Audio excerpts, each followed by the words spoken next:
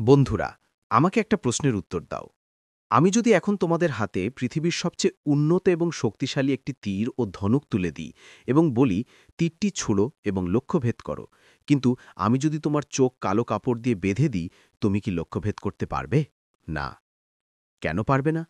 তোমার হাতে তো সেরা অস্ত্র ছিল, তোমার গায়ে শক্তি ছিল, তবুও পারলে না, কারণ তুমি লক্ষ্যটাই দেখতে পাচ্ছ না। জীবনের ট্র্যাজেডি এটাই। অধিকাংশ মানুষের ট্যালেন্ট আছে, পরিশ্রম করার ক্ষমতা আছে, কিন্তু তাদের কোনো নির্দিষ্ট টার্গেট বা লক্ষ্য নেই।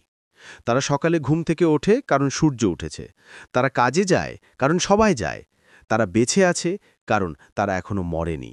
এটাকে জীবন বলে না, এটাকে বলে ভেসে থাকা। মরা মাছ স্রোতের অনুকূলে ভাসে, জ্যান্ত মাছ স্রোত কেটে এগিয়ে যায়। আজ আমরা কথা বলবো গোল সেটিং বা লক্ষ্য নির্ধারণ নিয়ে। অধিকাংশ মানুষ নিউ ইয়ার রেজলিউশন নেয় এবং ১৫ দিনের মাথায় তা ভুলে যায়। কেন? কারণ তাদের কোনো গোল বা লক্ষ্য ছিল না, ছিল শুধু কিছু উইশ বা ইচ্ছা। ইচ্ছা বনাম লক্ষ্য। আমি বড়লোক হতে চাই, এটা একটা ইচ্ছা, এর কোনো শক্তি নেই। আমি আগামী ২ বছরের মধ্যে ১ কোটি টাকা আয় করতে চাই, এটা একটা লক্ষ্য। পার্থক্যটা কোথায়? পার্থক্যটা হল স্পষ্টতা এবং সময়সীমা। নেপোলিয়ন হিল বলেছিলেন, a goal is a dream with a deadline. যে স্বপ্নের কোনো ডেডলাইন নেই, সেটা স্বপ্নই থেকে যায়, কোনো দিন সত্যি হয় না। তোমাদের সমস্যা কি জানো? তোমরা গোল সেট করো খুব ভাষা বেগ। আমি ওজন কমাতে চাই। কত কেজি? কবে নাগাদ? কিভাবে? তোমার মস্তিষ্ক কনফিউজড হয়ে যায়, সে বুঝতে পারে না তাকে ঠিক কি করতে হবে, তাই সে কিছুই করে না। আজ তোমাকে আমি জিপিএস মেথড শেখাবো। তুমি যখন উবারে বা গুগল ম্যাপে কোথাও যাওয়ার জন্য সার্চ করো, তোমাকে দুটো জিনিস দিতে হয়। এক, তোমার বর্তমান লোকেশন বা কারেন্ট লোকেশন। ২, তোমার গন্তব্য।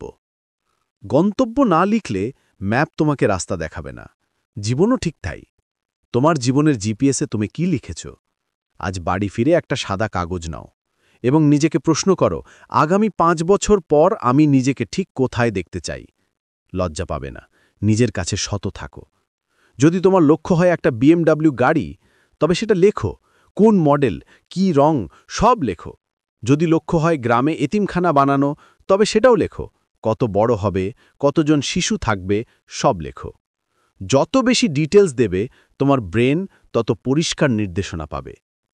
এখানে আসি সবচেয়ে গুরুত্বপূর্ণ কথায়, দ্য ওয়াই বা কেন। তোমার লক্ষ্য তো ঠিক হলো, কিন্তু সেটা কেন চাও? এই কেনটা হলো তোমার জ্বালানি বা ফুয়েল। আমি যদি তোমাকে বলি এই দেওয়ালটা ভাঙো, তুমি হয়তো চেষ্টা করবে, আবার ক্লান্ত হয়ে ছেড়ে দেবে। কিন্তু আমি যদি বলি এই দেওয়ালের ওপাশে তোমার মা বা সন্তান আগুনে আটকে আছে, দেওয়ালটা ভাঙলেই তারা বাঁচবে, তখন কি তুমি বলবে তুমি ক্লান্ত? না। তখন তুমি খালি হাতে দাঁত দিয়ে কামড়েও হলেও ওই দেওয়াল ভাঙবে। কেন? কারণ তোমার কেন বা কারণটা এখন খুব শক্তিশালী। তোমার লক্ষ্যের সাথে যদি কোনো শক্তিশালী আবেগ বা ইমোশন জড়িত না থাকে, তবে তুমি মাঝপথে হাল ছেড়ে দেবে। টাকায় লক্ষ্য বানিও না। টাকা দিয়ে মা বাবার চিকিৎসা করাবো বা পরিবারকে নিরাপত্তা দেব, এমন লক্ষ্য বানাও। ইমোশন তোমাকে ঘুমতে দেবে না। এবার আসি স্ট্র্যাটেজি বা কৌশলে। একটা আস্ত হাতিকে কিভাবে খাওয়া সম্ভব? উত্তর, একবারে এক কামড় করে, 1 bite at a time।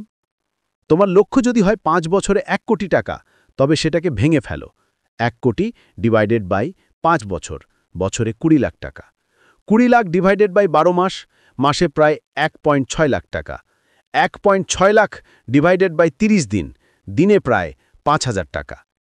এখন তোমার ফোকাস ১ কোটির দিকে থাকবে না, তোমার ফোকাস থাকবে আজকের দিনে আমি কি ৫,০০০ টাকার ভ্যালু তৈরি করতে পেরেছি? বড় লক্ষ্য দেখে মানুষ ভয় পায়, কিন্তু ছোট ছোট টার্গেট পূরণ করা সহজ। একে বলে রিভার্স ইঞ্জিনিয়ারিং। হিমালয়ের চূড়ার দিকে তাকালে মাথা ঘুরবে, কিন্তু পরের পদক্ষেপটা কোথায় ফেলবে শুধু সেদিকে তাকালে পথ চলা সহজ হবে। আর একটা কথা, কাগজে লেখো। হার্ভার্ড ইউনিভার্সিটির একটি গবেষণায় দেখা গেছে পৃথিবীর মাত্র ৩% মানুষ তাদের লক্ষ্য কাগজে লিখে রাখে। আর অবাক করা বিষয় হল, বাকি ৯৭% মানুষ মিলিতভাবে যা আয় করে, এই ৩% মানুষ তার চেয়ে বেশি আয় করে। লেখার শক্তি অলৌকিক। তুমি যখন কাগজে তোমার লক্ষ্য লেখো, তুমি আসলে মহাবিশ্বের সাথে একটা কন্ট্রাক্ট সাইন করো। আজকের রাতটা তোমার জীবনের অন্য যে কোনো রাতের মতো নয়। আজ রাতে ঘুমানোর আগে মোবাইলটা দূরে রেখে একটা ডায়েরি নাও। উপরে বড় বড় করে লেখো মাই মিশন। তারপর লেখো তুমি কি চাও, কবে চাও এবং কেন চাও, আর নিজের একটা সিগনেচার দাও।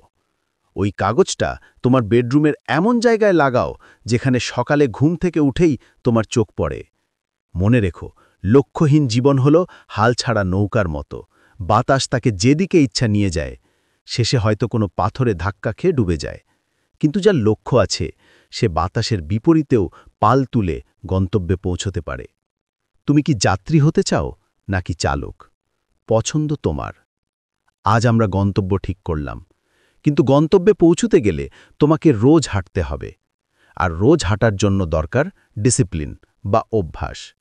মোটিভেশন তোমাকে শুরু করাবে, কিন্তু হ্যাবিট বা অভ্যাস তোমাকে টিকিয়ে রাখবে। তাই আমাদের পঞ্চম পর্ব হবে অভ্যাসের দাসত্ব বনাম অভ্যাসের প্রভু, যেখানে আমরা শিখব কিভাবে আলস্যি দূর করে ইস্পাত কঠিন ডিসিপ্লিন তৈরি করা যায়। ততক্ষণ পর্যন্ত তোমার লক্ষ্য স্থির করো, কারণ শিকারী প্রস্তুত, এবার শুধু তীরের অপেক্ষা।